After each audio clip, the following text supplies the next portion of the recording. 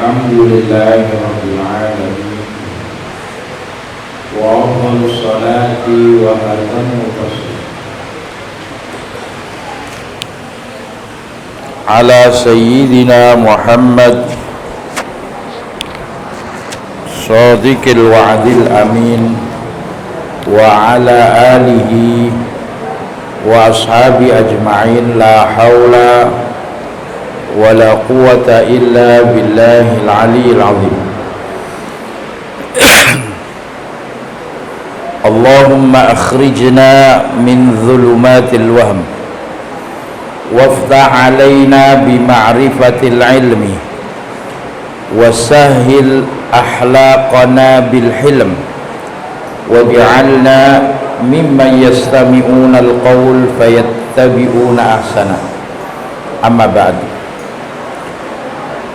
Yang kita muliakan sama-sama guru kita Syekhina wa murabbi arwahina Syekh Abdullah Ubad Maimun wa ahli baitihi dan seluruh masyayikh Pondok Pesantren Al-Anwar, tidak terlupa kepada semua guru, kepala madrasah sanawiyah, Ustadz Mawahib dan seluruh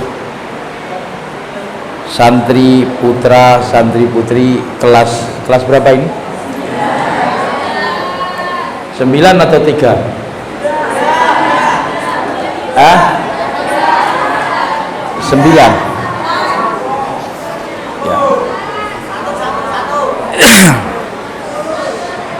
Okay. Bismillah, alhamdulillah. Ini dalam rangka akhir untuk sudah mulai ikhtibar, ujian sudah ya? Sudah. Mulai Senin, sekarang hari Selasa. Ujian yang kedua. Dari sekian ujian yang ada, itu perlu diperhatikan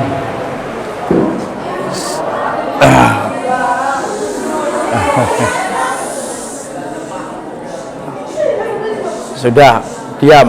Kalau diam insya Allah dengar semua, tapi kalau bicara sendiri-sendiri pasti tidak akan mendengar. Kehidupan itu ada fase-fasenya. Sebelum saya mengisi, artinya di sini akan memberikan satu nasihat, isi paling tidak seperti gelas. Cangkir gelas ini ketika mau diisi, kalau ditutup, kira-kira airnya bisa masuk enggak?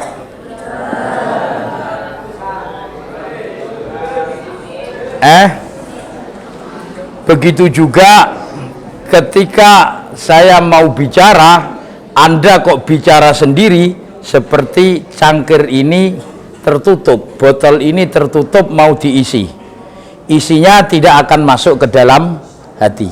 Wong yang dibuka saja belum tentu isinya itu masuk sampai hati dan pikiran, apalagi yang tertutup. Jadi satu, saya ingin mengingatkan fase-fase kehidupan. Di dalam kehidupan dunia ini ada tingkatan fase-fasenya. Begitu juga Allah, langsung muni. Begitu juga Allah menciptakan dunia ini juga ada sunnatullah, aturan Allah. Saya tanya, satu minggu itu ada berapa hari? Ada 7 hari. Allah menciptakan langit ada berapa? Allah menciptakan bumi ada berapa? Neraka ada berapa? Surga ada berapa?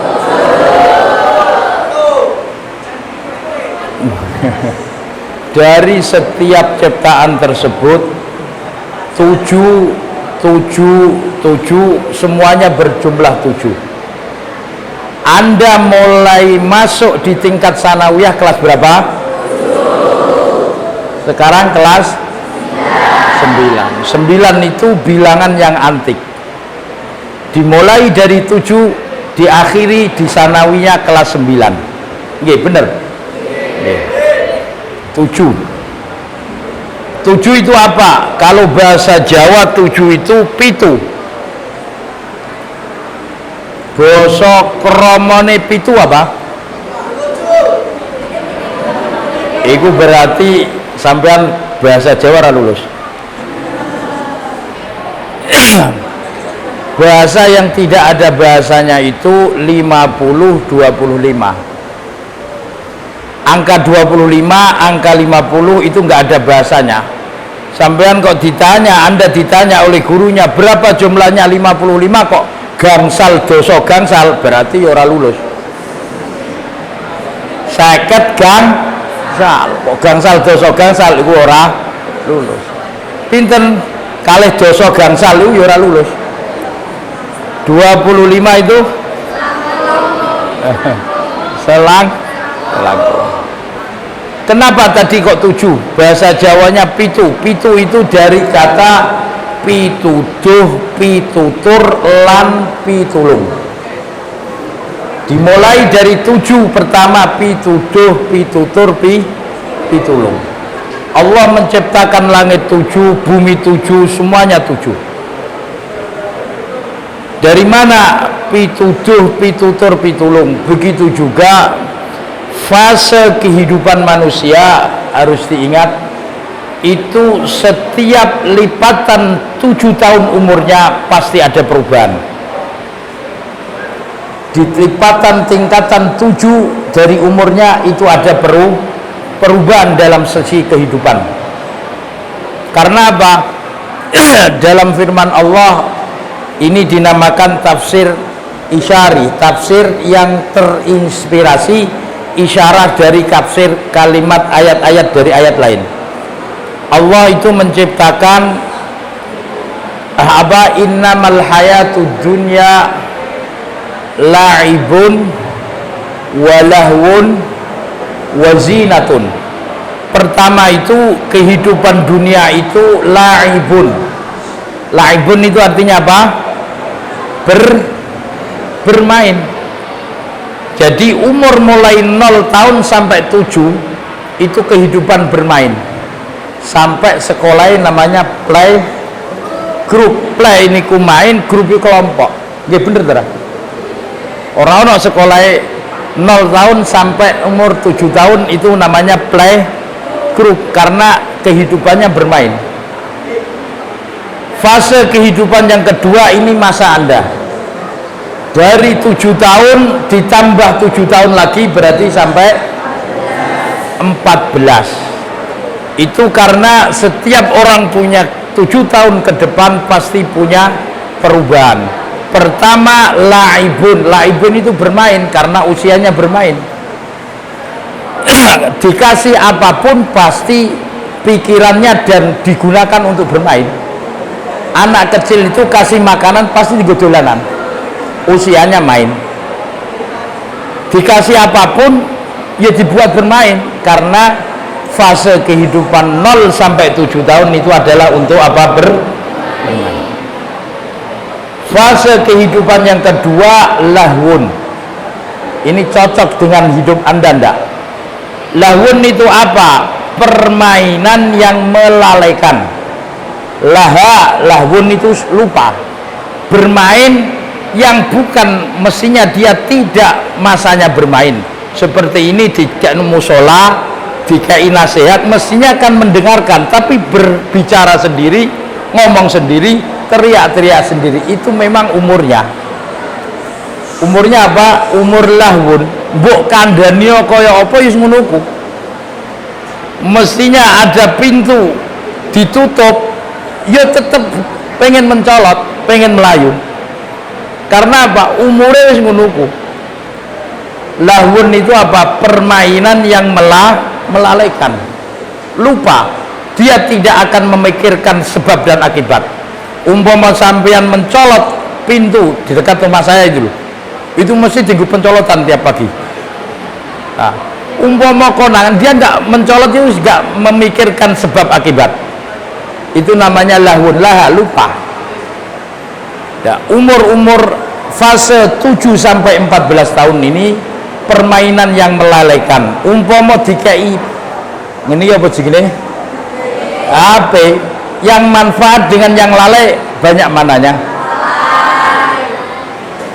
Pasti ketika bermain sepak bola, mandi saja masih maksa. Cung mandi, bener tuh umur sampean. Itulah lahun.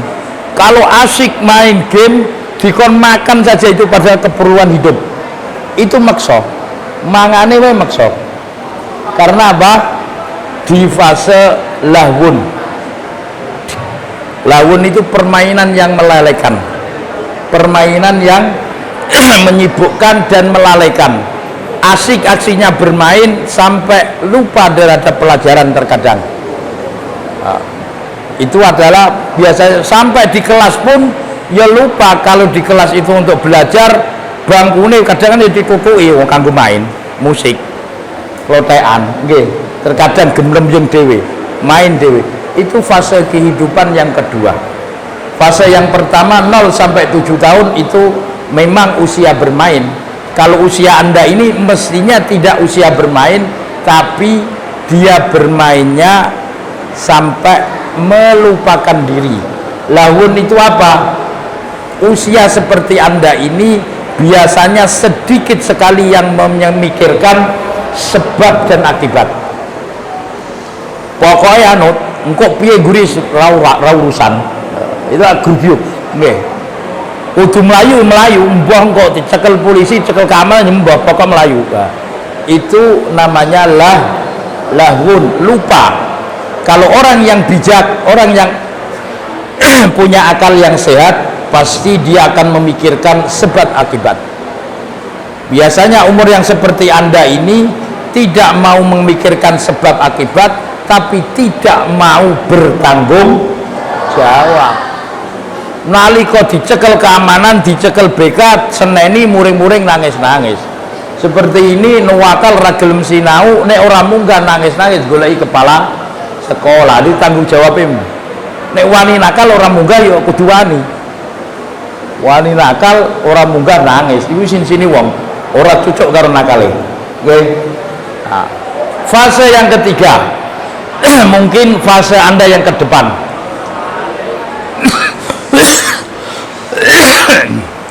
Minum dulu ya.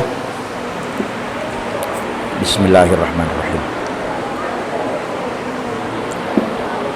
Fase yang pertama tadi apa?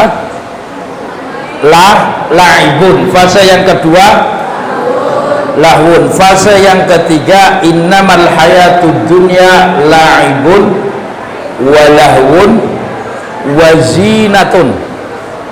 Zina itu apa? Perhiasan.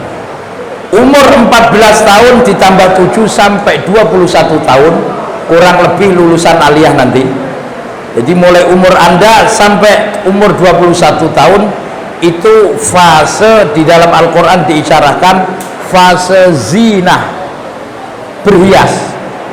Dikai kudung ya jaluk kudung sen, dikai duit ya digo tukono perhiasan. Yang laki-laki sama, apapun konotasinya untuk perhiasan. Buku ya digambari, dicorai macam-macam. Nggih, ditukono sepeda mbok templeki apa wae pokok untuk zina. Dikai kamare mbok dihiasi apa wae karena umurnya umur zina. Mbok bener borani. Di dalam kehidupan enggak, umur 14 sampai 21 itu umur yang dimana dalam pikiran dan hatinya konotasinya untuk apa? Berhias. Dikai sepeda motor yo mbah diotheki apa nih? Dikasih apapun sampai meja bangku yang di sekolah itu loh. Jajal, periksa saja di dalam atas bangku meja itu apakah rapi atau ada coretan-coretannya. Karena apa? Yo aja salah wis umur zina. Wis bener ora? Mayoritas semuanya. Sampai ada tembok yang bersih saja yo tangannya gatelen kudu nulisi terus. Bener tuh? Nah, itu umur zina. apapun konotasinya, ingin menghiasi, ingin berhias. Itu fase-fase kehidupan dunia. Laibun walahwun. Yang ketiga apa tadi? Zina. Dikai duit yo mesti tinggu macak, tinggu paras, tinggu branded, tinggu apa macam yang konotasinya kepada apa? Zina. Yang fase yang keempat dalam kehidupan dunia ini, Anda lihat realitanya betul atau enggak apa yang saya sampaikan. Pertama laibun, lahwun, zinatun. Yang ketiga wa tafakhurun bainakum. Tafakhur itu artinya berbangga-banggaan. Umur 21 sampai 28, 21 tambah 7 28 itu umur orang yang berbangga-banggaan, jati dirinya ingin dinampakkan. Saya sudah tamat S1, saya sudah bekerja di itu umur 21 sampai 28. Angger mbok takoni, Mas sampean saya kerja di mana? Kamu di mana? Tafakhurun fil amwal. Berbangga-banggaan dalam apa? Harta, status sosial. Berbangga-banggaan di dalam apa? Pekerjaan. Dibangga-banggaan dalam status pendidikan dan yang lain. Itu umur 21 sampai 28. Mesti sampean tekok kowe wis lulus S1. Ya sekarang saya S2, sekarang saya mengajar, sekarang saya menjadi profesi, saya bekerja di PT ini, saya menjadi, ya itu namanya, betul tidak itu? Anda lihat orang yang umurnya 21 sampai 28 mesti kebanyakannya tafakhurun fil amwal. Tafakhur itu apa? Berbangga-banggaan, jati dirinya ingin dinampakkan. Saya sudah memiliki jabatan ini, titel ini, baik titel di masyarakat atau yang lainnya. Fase yang berikutnya tadi 7 tahun ditambah 7 berapa? 14 tambah 7 21 tambah 7 28 tambah 7 35 itu usia. Tafakhurun bainakum wa takasurun fil amwali. Umur 28 sampai 35 itu biasanya orang takasurun fil amwal. Saya punya rumah, saya punya mobil, saya punya, itu biasanya yang dibangga-banggaan bukan statusnya lagi, tapi pendapatannya, harta kepemilikannya. Artinya tafakhurun fil amwal, berbangga-banggaan, saya sudah punya rumah, sudah punya, dan seterusnya. Yang ke 35 ditambah 7 seberapa? 42 itu takasurun fil amwal wal aulad. Jadi umur 35 sampai 42, nek angger ketemu kancane sumben sampean wis umur 42, antara 35 sampai 42 temu kancane mesti bertakok anak piro, mesti ngono. Bener gak? Itu ngendikane Quran mboten kula. Wa takasurun fil amwal wal aulad. 35 sampai 42 itu biasanya apa? Takasurun fil aulad. Sampai angger ketemu kancane umur 35 sampai umur 42, angger ketemu sing ditakono mesti anak piro, wis kelas piro, mesti itu. Enggak mungkin kowe cek dolanan, kemudian enggak ngarah to kok ngono. Dolananmu apa orang ngarah? Pekerjaanmu apa orang ngarah? Mesti ditakoni anakmu wis piro. Coba nek sampean ini karena fase-fase kehidupan menurut Al-Qur'an. Jadi ketika 7 tahun itu bermain, 7 tahun sampai 14 tahun bermain yang melalaikan, yang tidak memikirkan sebab akibat. Bukai sepeda motor mesti ngajak balap-balapan, banter-banteran.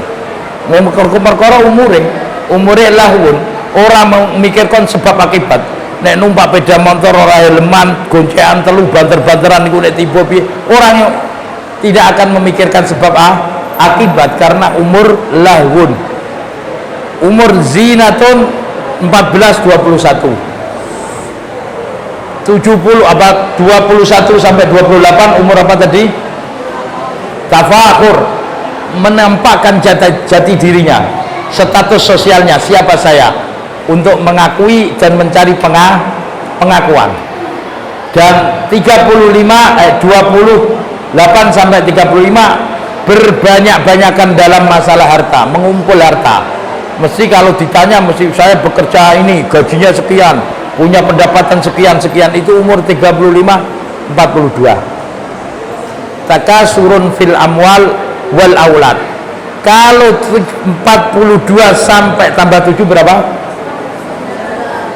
49 itu sudah kamasali ghaisin ajabal. 49 karena tinggal satu sudah 50. Umur kalau sudah sampai 50 sudah umur mapak. Makanya tadi di dalam falsafah Jawa angka 25 dan 50 ini sampai 60 itu enggak ada bahasanya. Karena fase 25 itu 24 tadi, di era 25 zina itu, setelah zina mesti 23 telu likur, 24 pat likur, 25 kok orang 5 likur kok selawe, ada apa? 10 sedoso, 20 kali doso, 30 tiga doso, 40 sekawan, 50 kenapa kok enggak gansal doso, kok enggak iso boso, kenapa di 50 kok enggak mau bahasa, kok enggak gansal doso, kok tetap seket sama semua? Karena itulah umur yang sudah mulai dewasa mapak. Mapak itu sudah dinamakan tua. Kama sali ghaisin a'jabal kuffara nabatuhu thumma yahiju fatarahu musfarra wa fil akhirati azabun syadid wa maghfiratun minallahi wa ridwan wa mal hayatud dunya illa mata'ul ghurur.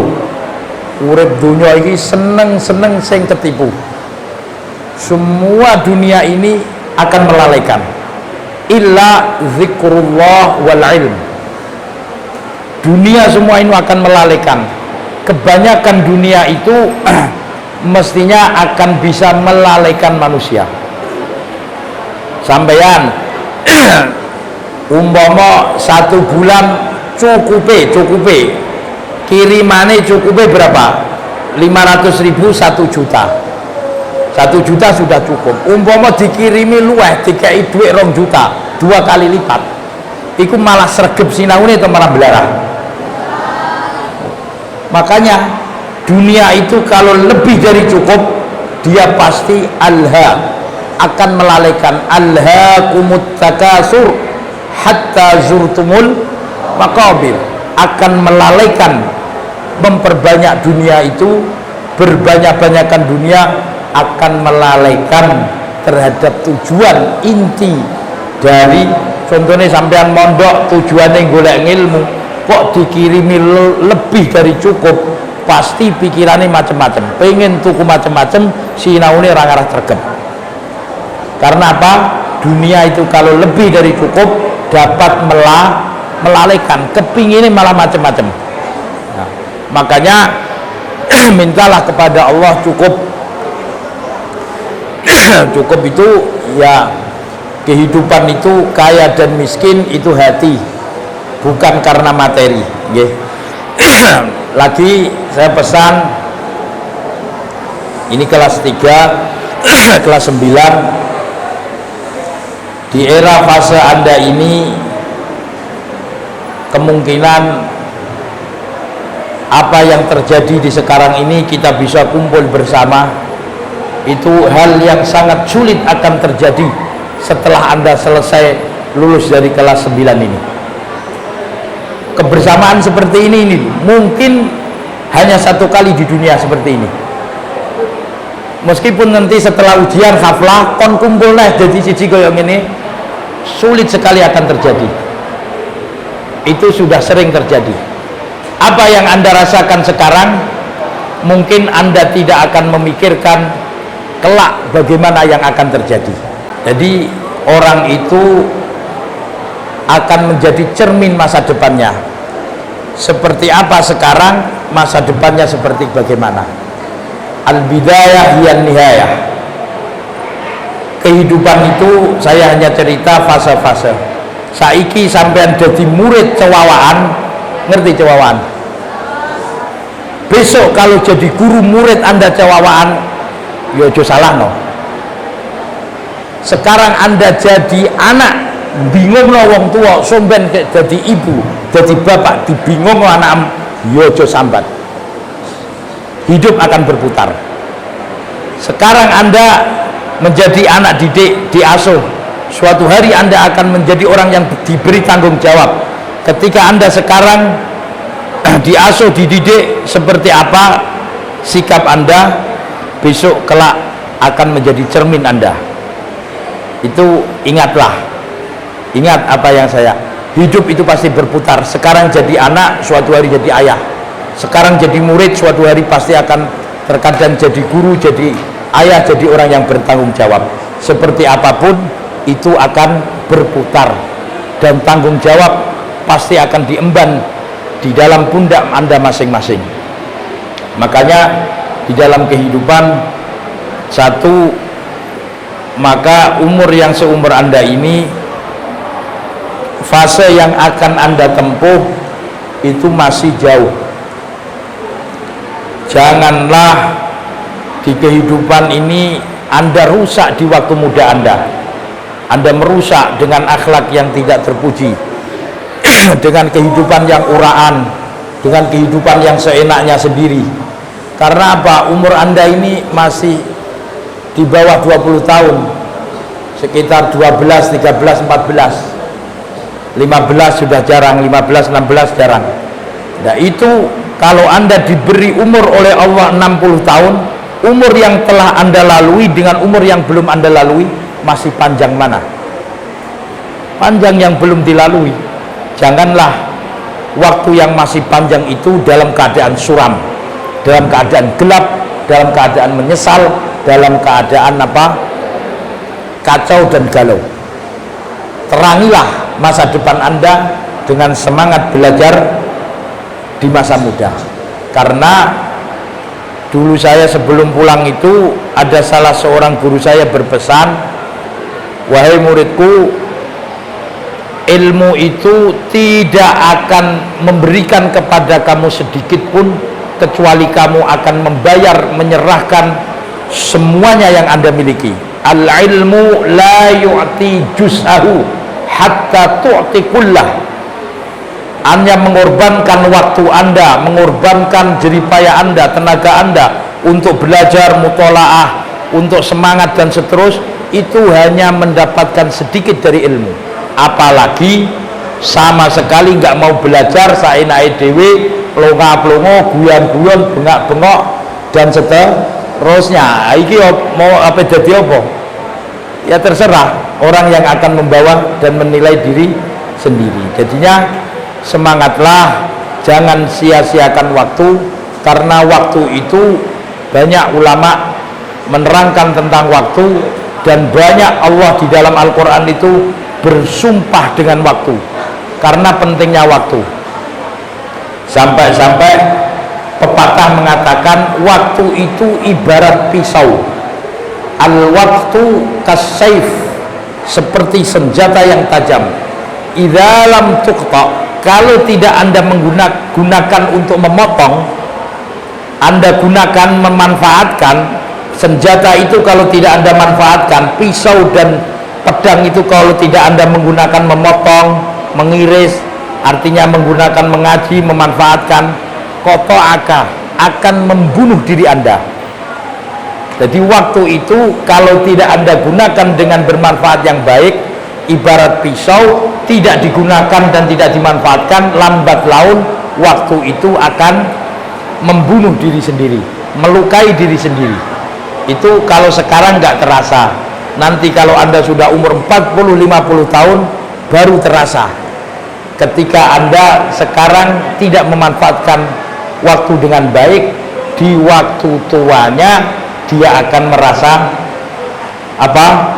Penyesalan yang tidak akan mungkin kembali lagi penyesalan itu.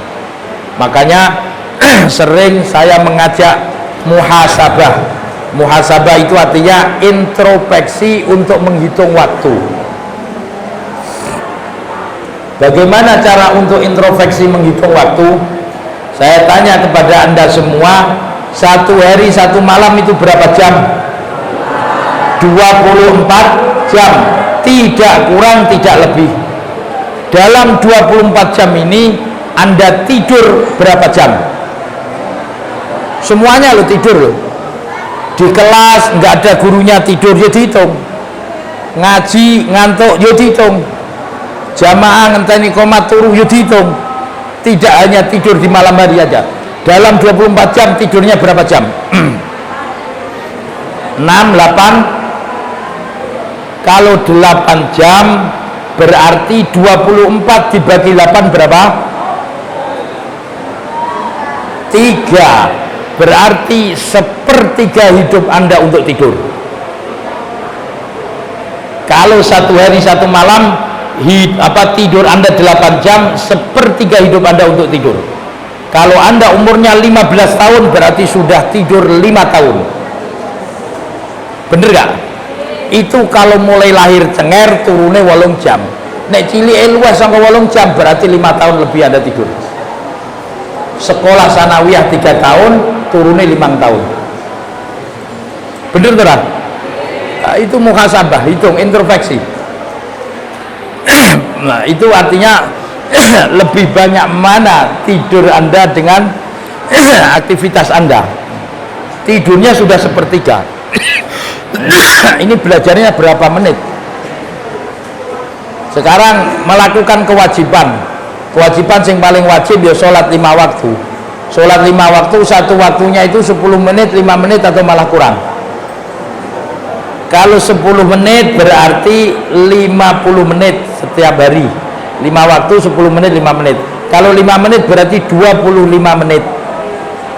Sholat 5 waktu 25 menit. 5 kali 5 25 menit. Turune 8 jam, sholatnya selawe menit.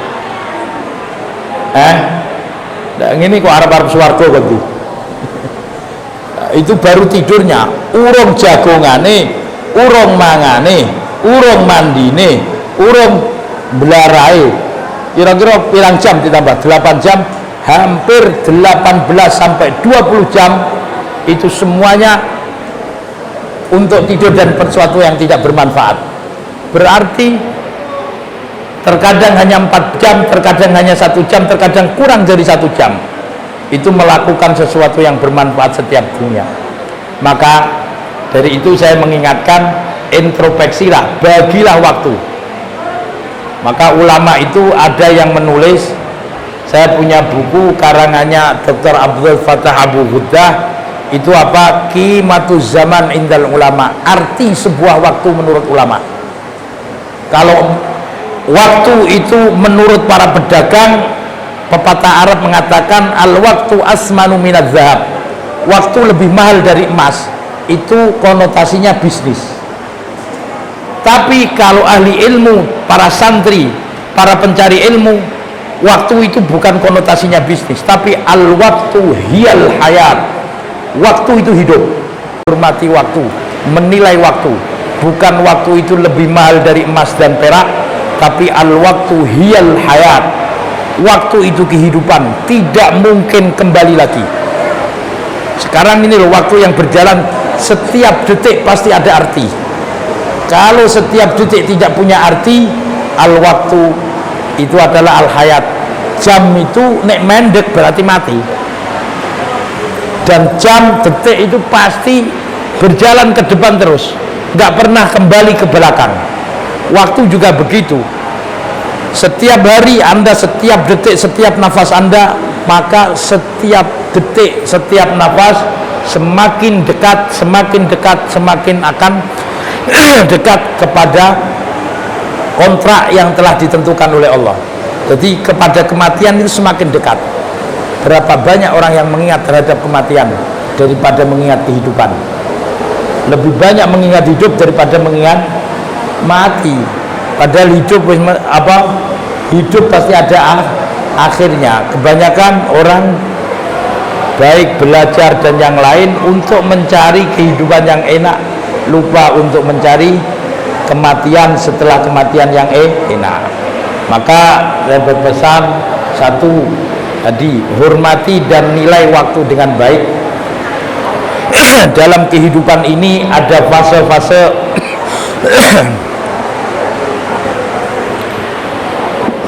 sebagaimana yang saya terangkan tadi. Dan yang terakhir, saya juga berpesan untuk selalu menghormati, mendoakan dan menjunjung tinggi alma mater masing-masing. Tahu apa itu alma mater? Pondok pesantren, madrasah, dan semua guru dan para masyayikh itu harus jangan Anda lupakan seumur hidup sampai akhirat. Jangan sampai Anda lupakan. Selipkanlah doa-doa Anda untuk mereka semua, kepada teman-teman Anda, guru-guru Anda, alma mater Anda. Hormatilah. Jangan sampai masuk kepada ancaman sabda Nabi. Nabi itu pernah bersabda, sahabat sendiri heran dengan sabda Nabi. Sabdanya Nabi, pesannya Nabi apa? Akbarul kabair, besar-besarnya dosa besar. Wis dosa besar lebih besar lagi. Akbarul kabair ayyasubbar rajulu walidayhi, besar-besarnya dosa besar seorang anak mencaci dan memaki orang tuanya. Itu gede-gede dosa. Sahabat heran, bertanya kepada Nabi, ya Rasulullah, ayasubbar rajulu walidayhi, Nabi, nopo onten, apa ada anak kecil digendong ibunya, diasuh, dididik, gede-gede kok misoi wong tua? Nopo onten? Apa ada santri kecil dididik oleh gurunya, kiainya, besar-besar madoni misoi kiai ini? Ono? Nabi menjawab tidak dengan jawaban iya atau tidak, tapi jawaban Nabi dengan jawaban kiasi, analogi, persamaan. Kalau anak memaki, mencaci orang tua secara langsung tidak ada, tapi yang banyak dilakukan yasubbur rajulu abar rajuli fayasubbu abah. Anak tersebut melakukan sesuatu yang tercela, maka menyebabkan masyarakat orang-orang lain mencaci dan mencela orang tuanya. Umpama sampean sing estri cawe wedok utawa calanang goncekan telu nok ratan nganggo alma mater Al Anwar, kenal pote bolong tong lewat nok nggone pasar. Iku sing disalahno sampean to wong tuane atau gurune atau kiyaine? Mesti santrine sapa lho, kiyaine kena. Sing dipisoi kiyaine. Umpama Anda di masyarakat pulang no omah tukaran, mesti anake sapa lho, bapake sing dipisoi. Tidak Anda yang kelek, sampai sing tukaran ora dipisoi. Sing dipisoi sapa? Orang tuanya. Anake sapa iku mbuling. Lah mesti ngono. Berarti itu kelakuan Anda, perilaku Anda sama mencaci dan memaki orang tua dengan perilaku Anda. Makanya jangan sampai, jagalah sikap dan sopan santun, jangan sampai mencaci dan memaki kedua orang tua, para guru, para masyayikh dan seterusnya. Semoga apa yang saya sampaikan ini ada manfaatnya. Satu, mengenal fase kehidupan. Dua, mengenal untuk menghormati waktu. Ketiga, menghargai dan menjunjung tinggi alma mater dengan mendoakan para masyayikh, para guru, teman-temannya, dan semua orang yang dikenalnya. Itu akan menjadikan kebersamaan di dunia sampai akhirat dan menjadikan kemanfaatan dan keberkahan di dalam ilmu. Allahumma amin. Dari saya kurang lebihnya mohon maaf. Semoga apa yang saya sampaikan ada manfaatnya, kurang lebihnya saya mohon maaf. Semoga Anda semua mendapatkan ilmu yang bermanfaat, Allahumma amin, barokah, akhlaknya dijaga dan mendapatkan sebagaimana yang dibanggakan oleh orang tua dan para guru semua, Allahumma amin. Mari sama-sama membaca sholawat an-nariyah. Semoga energi negatif kita bakar dengan bacaan sholawat, Allahumma amin. 3 kali bismillahirrahmanirrahim. Allahumma sholli sholatan kamilatan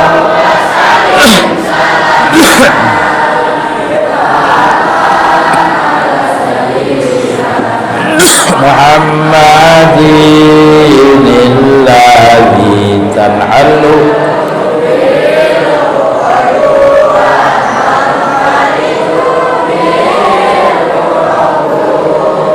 wa tuqadharu bil hawaiyu wa tunalu bil rawaiyu wa husnu ini wa yustasqal ghamamu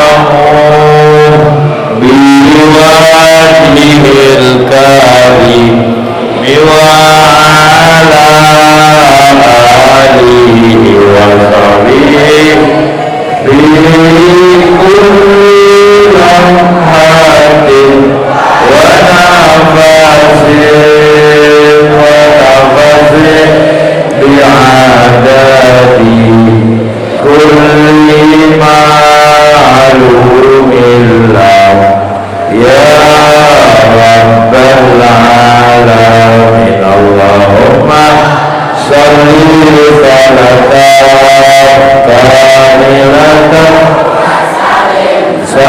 salaman kamman ala sayyidina Muhammadin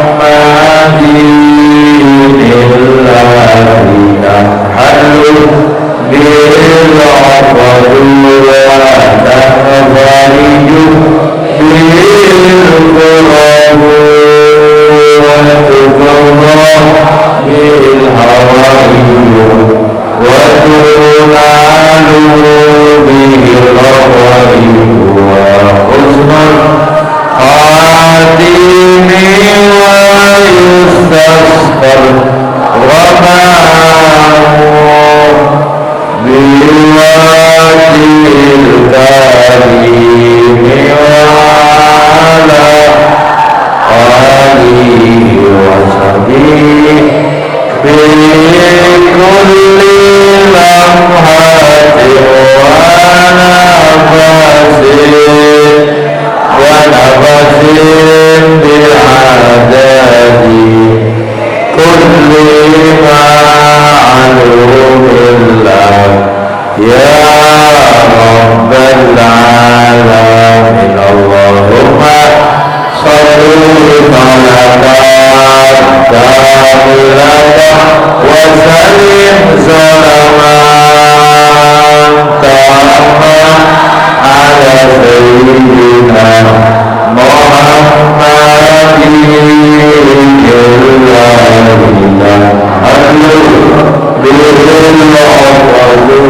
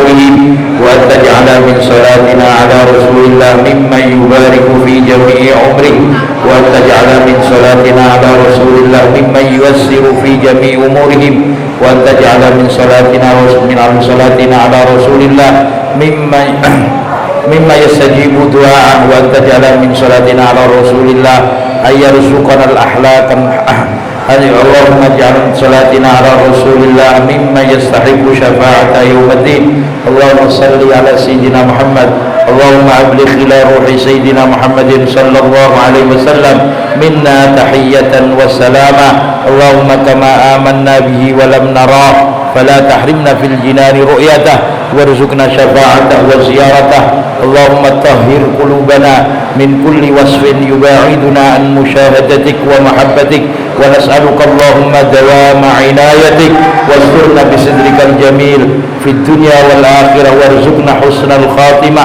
وأعذنا يا إلهنا من سوء الخاتمة اللهم اهدنا لأحسن الأخلاق والأصحاب لا يهدي لأحسنها إلا أنت واصرف عنا سيئها لا يصرف عنا سيئها إلا أنت اللهم يا ميسر كل عسير فإن التيسير العسير عندك يسير يسر لنا أمورنا مع راحة في قلوبنا وأجسادنا وأجسامنا والسلامة والعافية في ديننا ودنيانا وآخرتنا اللهم اجعلنا وأهلنا وأولادنا وذريتنا من الهاديين مهديين صالحين المصلحين راشدين المرشدين في كل زمن ومكان برحمتك يا أرحم الراحمين برحمتك يا أرحم الراحمين اللهم اهدنا لأحسن الأخلاق والأصحاب لا يهدي لأحسنها إلا أنت واصرف عنا السيئة لا يصرف عنا السيئة إلا أنت وثبتنا على نهج الاستقامة وأعذنا يا إلهنا من مجيبة الندامة يوم القيامة